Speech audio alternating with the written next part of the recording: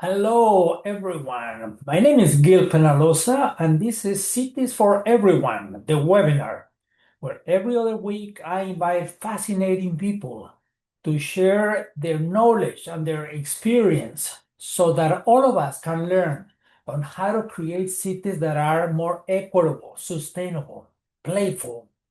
Originally, I'm from Bogota, Colombia, where I led the construction of hundreds of parks, and I've been living in Toronto, Canada for the last 27 years. 20 years ago, I created 880 Cities, a nonprofit, and I have the privilege to have worked in over 350 cities all over the world. This webinar is one of the ways of giving back. It's always free, in part because I get the support, the help to cover costs from Cities for Everyone and 880 Cities. And today we have a very special session, the unexpected power of OpenStreet. This is very close to my heart because I love how to use the street in multiple ways. In Bogota, I took a very small program of a few kilometers and a few people and turned it into the world's largest pop-up park, over 120 kilometers, over 1.5 million people that every Sunday and holiday come out to walk and bike and skate and run and chat and socialize. It's fantastic for health, for physical, social, mental, also for economic development and to be happy. And today we're gonna hear from Jim Burke, the co-founder of the 34th Avenue Open Streets Coalition, about the unexpected power of open streets. It's an open street of 26 blocks in Jackson Heights, New York. And it's about community building, but it's better if Jim, welcome. It's better if Jim tells us about it. Jim, tell us about yourself, about the coalition, about open streets. 34th Avenue.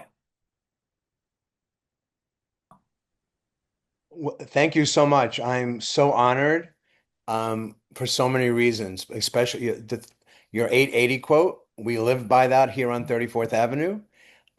Everything we design has children up through seniors in mind.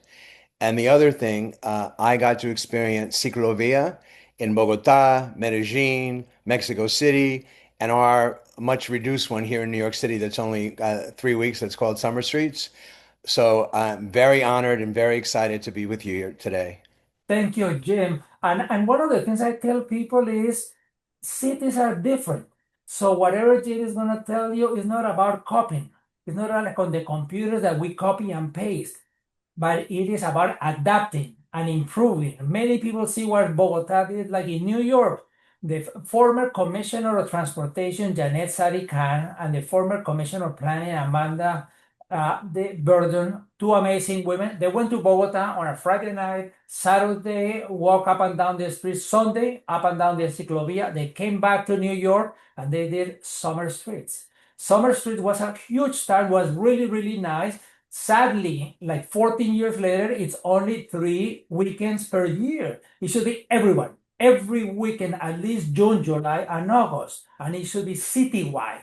But also there are other types of open streets that can be at the neighborhood level. And this is something that Jim is going to tell you about because this is fascinating. And what Jim is doing is 4 seasons because the public spaces are not just a summer place. It's about all year. It's 52 weeks of the year. And also it's about all seasons. And we talk about sustainability. Well, sustainability is about using the existing infrastructure in multiple ways. And the streets are part of the infrastructure of cities and it's public space. So, Jim, please tell us about yourself and tell us about your open streets. And then I shut down the chat only while you present. We open it up immediately after you present, and we have a dialogue with the Q&A that people say. So, can you share the presentation? Sure. First, let me just tell you real quick about myself. My Please. name is Jim Burke. I grew up here in the Bronx. I grew up in the Bronx, but I lived in Queens now for a few decades. This is where I make my home. And I wanted, and I a longtime transportation and safe street advocate. and I'm calling you now from Jackson Heights, where our 34th Avenue is located. It's New York City's largest open street. It's 26 blocks long, 1.3 miles, and I think that's 2.09 kilometers for everybody else. And it's in operation 365 days a year, from 7 a.m. to 8 p.m. And Jackson Heights, for those who don't know, is in Queens, one of the five boroughs here. And it's one of the most densest neighborhoods, not only in Queens, not only in New York City, but across the United States. And we were also the hardest hit with COVID. And so the then Mayor de Blasio had a little temporary open street, and he had it heavily policed, and there's no businesses on our corridor, so there was no partner for them naturally to partner with, and so he said, "Oh, too bad it didn't really work," and it was only a couple blocks long, and that's where our presentation starts. Thank you, Jim. And as you saw, we have people from all over.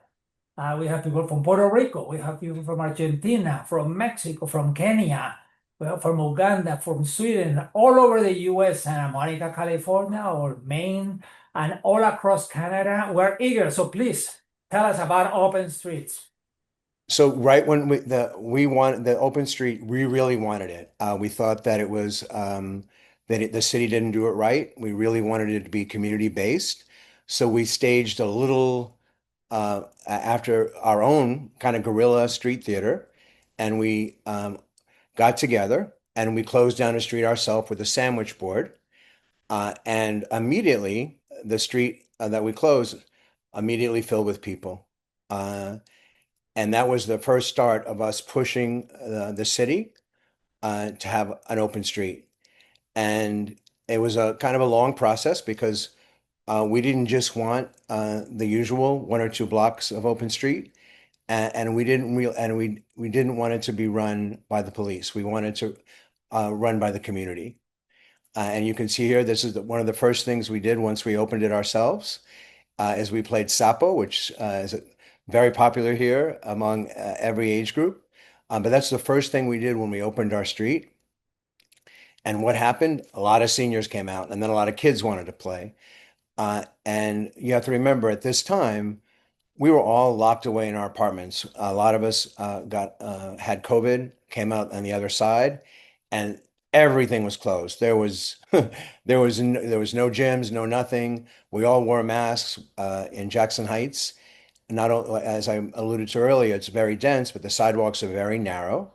Um, and there's really but besides the sidewalks being so narrow, we have only one park.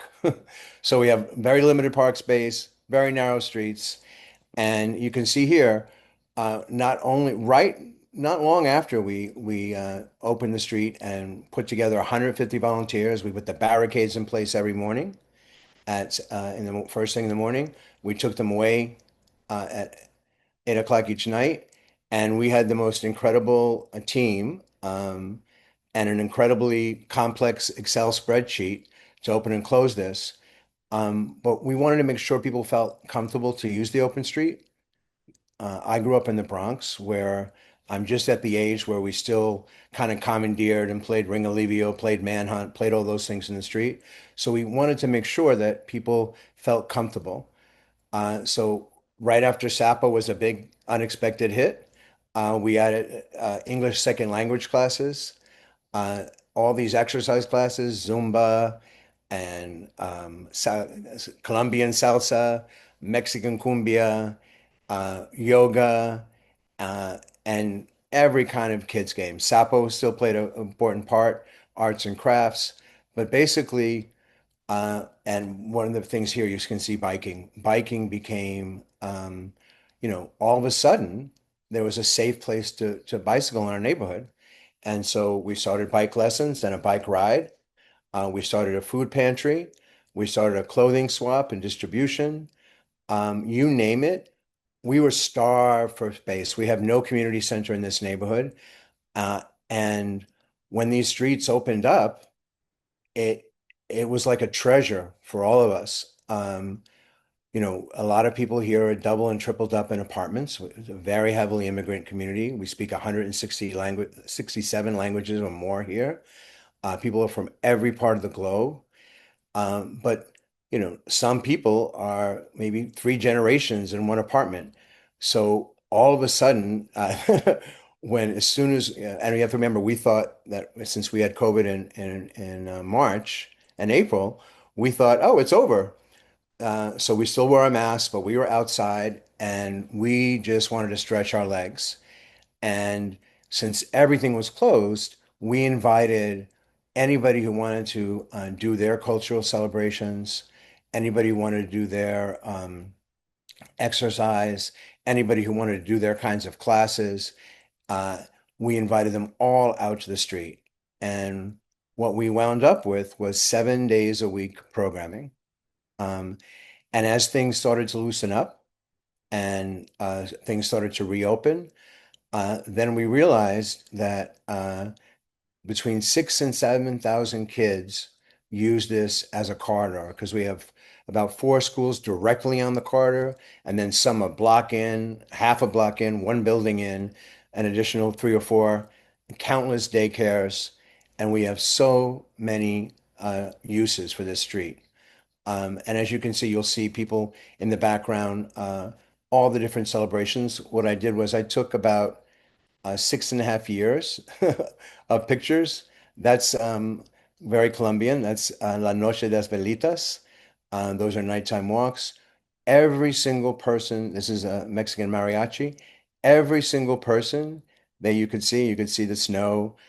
I think that was a pozole. We had every single nationality said, wait, there's space to celebrate?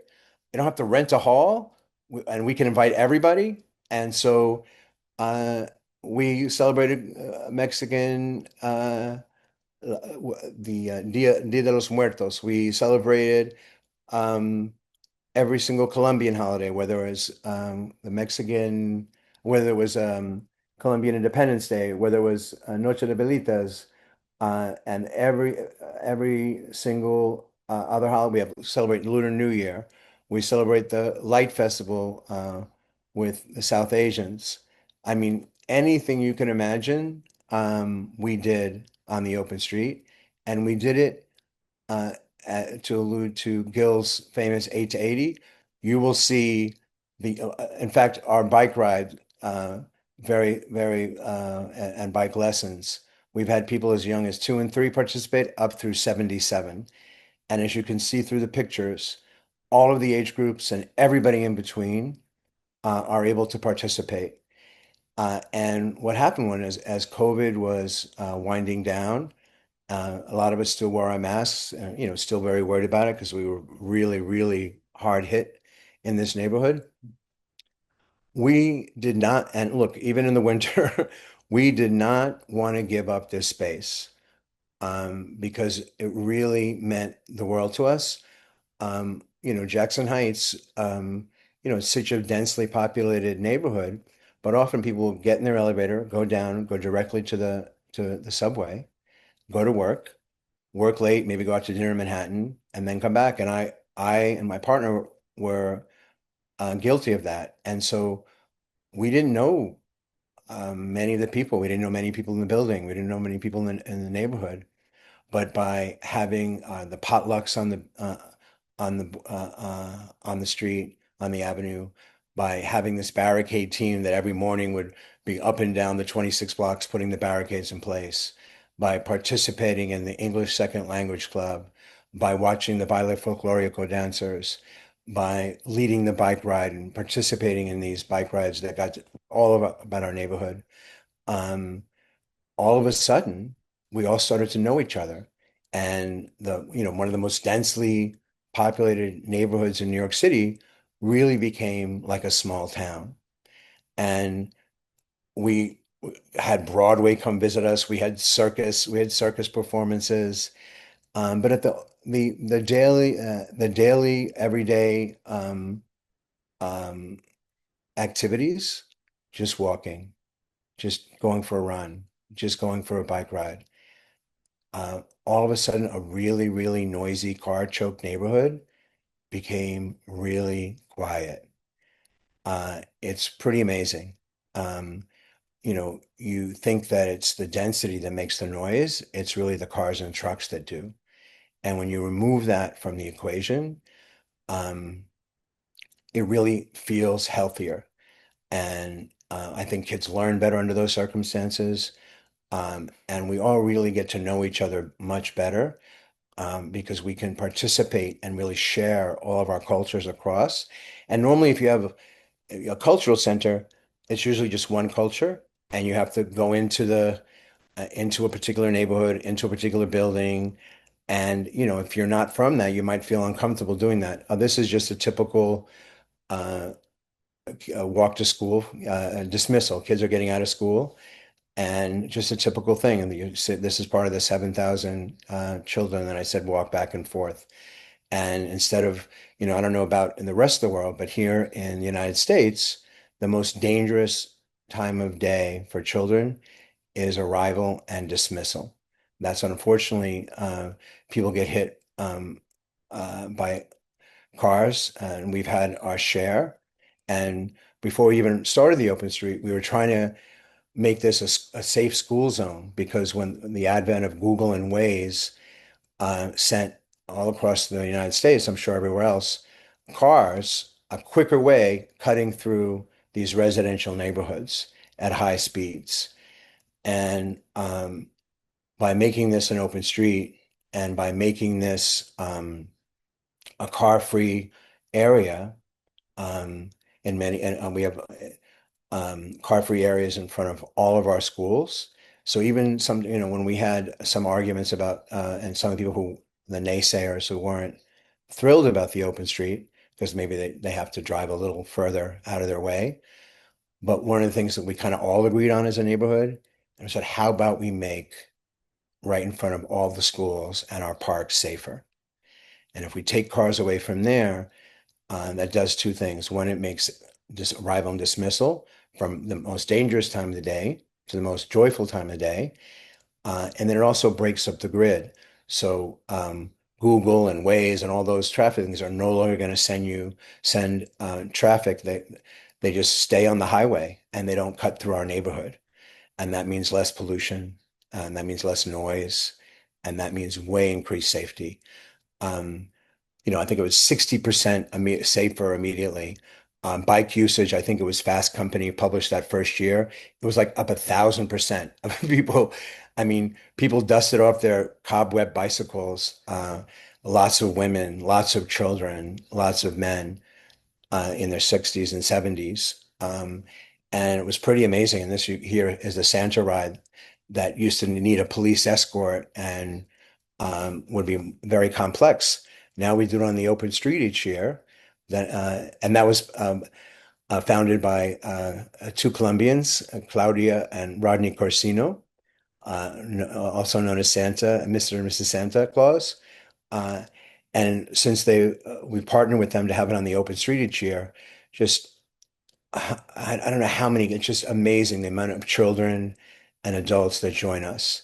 And then, as I alluded to earlier, we've trained about, I don't know, well over 1,000 people on how to bike because we have our bike ride every week. And it turned out like mom didn't know, or grandmother didn't know, or someone didn't know in the family. So we started these bike lessons, and every week we have between, even in the coldest days in the winter, we have 5 and 20 people who join us for the bike lessons and learn. The youngest kids learn in one lesson. The adults sometimes take two or three or more lessons. Then we have safety things. And one of the other things you can see on the screen is we started inviting all the services to come down. And we invited, like this is the Glee Club. We invited them. They didn't have a space to practice. And so anything we could imagine. And we've tried to pair children and adults activities together.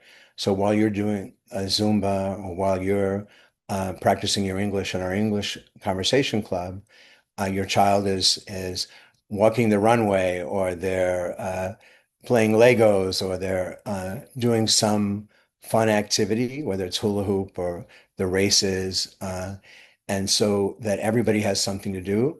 And so grandma is in the corner, and every generation has something. So we brought those services here. So you can get your library card. The Department of Health was here, and we asked them, any of our participants, not just to come and be passive, but Department of Health, can you tell people how to get their food handler's license?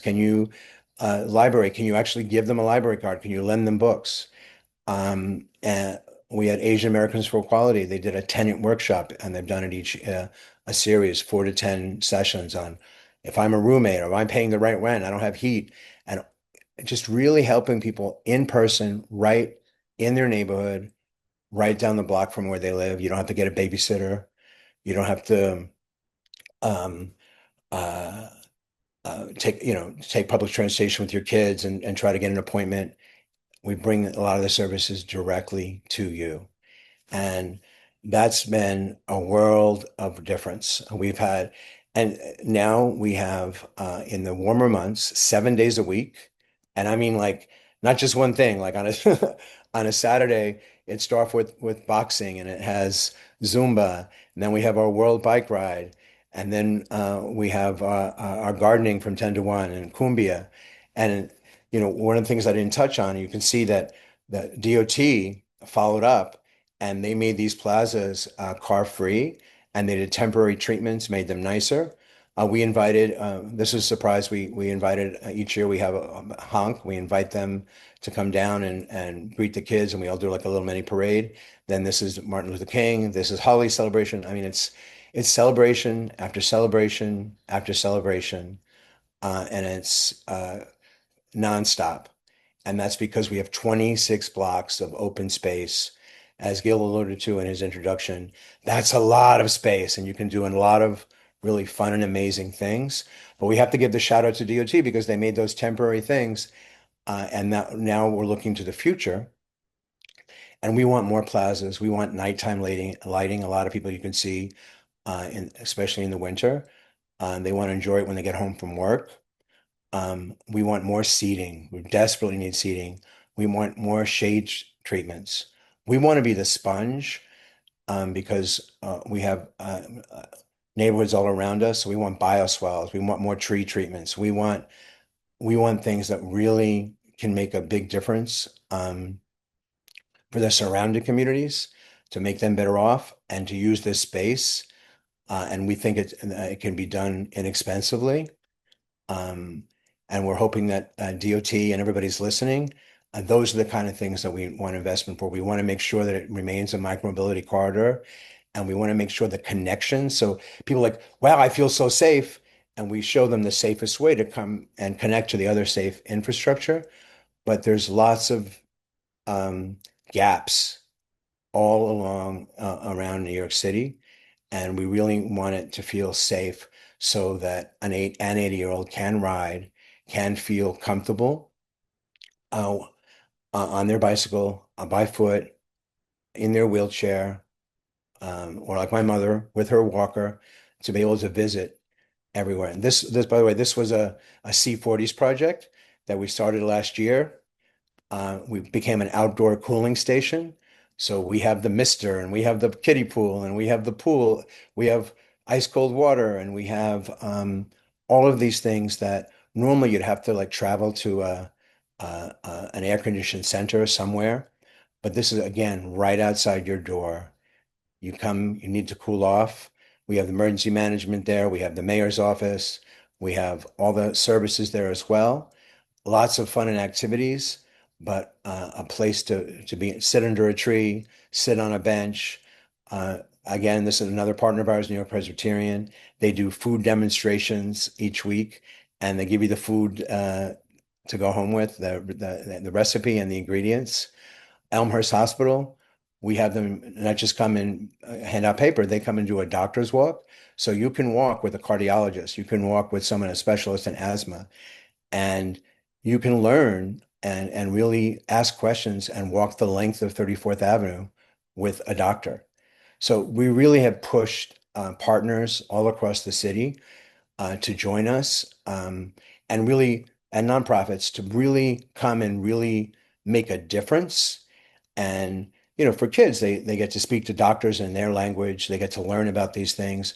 adults get to actually get FaceTime more than just a few minutes and really learn about issues. That's another tenant workshop. These are English second language classes. These are just arts and crafts. But you can see it's just like anything that someone has thought of. And by the way, I am one person. There is a huge 34th Avenue Open Streets Coalition team. The co-founder, Nuala Doherty, sent all five of her children across the schools. So she was an expert in schools. I'm kind of an expert in transportation. Um, we have Rita and Mauricio who brought English second language to our street. We now teach Spanish to both. I have a Spanish conversation club for people who took it in school and learned it but are too shy to speak it. We have a same one for the children of who speak to grandma or listen to grandmother in Spanish and mom but are too shy to speak it. We have a class for that too. And all of these things were organic. Someone came and had an idea, and we said, "Great, when can you start?" And these are all volunteers. We do pay our instructors. We raise money to pay our instructors. We raise money for the equipment, um, but we supplement this. We're so fortunate in this neighborhood to have so many volunteers that make any penny that we do get go really far. We have someone who brings all the chess sets every single day. We have the woman who brings all the hula hoops every day. I have about 20 bicycles in my apartment. Nuala has her garage full of so many things. Rita has all the arts and crafts in her house. These tables, and when you see the food distribution on 77th Street, or you see something happen on 69th Street, that means we have a neighbor that is hosting furniture or hosting a lot of our materials. That's one of the things that we also are in desperate need of is on-street storage. As you can see a lot of the equipment there. You see the yellow benches. That's Street Lab, an amazing partner from day one. They we couldn't really afford to have them because they have a team that come, but they lent us their furniture about 6 years ago, and we use it. And they lent us their Legos, and they lent us their Magnetiles. By the way, that's some of our politicians. Couldn't have done this without Danny Drum, Jessica Gonzalez Rojas, Catalina Cruz, Shaker Krishna, um, Jessica Ramos. I mean, we were very lucky that all the politicians came together and supported us. Shout out to Carlin Rivera, city council member, who helped push this with the help of our politicians to make it a permanent open street and got some money for a capital project so this can look nicer and more beautiful in the future. Um, there's just so many people. This is by the way, cooling kit. So when you visit our cooling center, there's something to cool off with. Our vendors, when we do this cooling station, it's for outdoor workers, for senior citizen, it's for the vendors, it's all the construction guys, the jornalero, the people who work all day long out in the sun, so they can come cool off. Their children can play with us. We have STEM. This is Lewis Latimer House, a nearby museum, and they demonstrate a lot of STEM projects, and they bring microscopes and all sorts of other things. But we could not do this alone, and we do not do this alone. We have really hit up every nonprofit, every city agency. And if you email us and say, "I'm good at this," like, great, when can you start? What day you want to do it? We'll put it on the Instagram. You can always follow us and you can look back. You can look back on all these years on either Facebook or Instagram. It's the @ 34_AVE. We're also very fortunate. We have a famous documentarian, Clarence Eckerson, who lives in Jackson Heights, and he has videotaped over these last 6 years and has an amazing movie that you've got to see. That's a New Year celebration started by a local child. That one is a Lunar New Year. And then again, just to show you, it doesn't matter the weather. You think, oh, people are not going to come out. It's open streets are only the summer, the only weekend. No, this is 7 days a week all year long. Rain, snow, sleet, and it doesn't matter. We have fun. If you walked the length of 34th Avenue, the 2.09 kilometers or the 1.3 miles, you would have seen t dozens and dozens of snowmen up and down the street and people just having the time of their lives.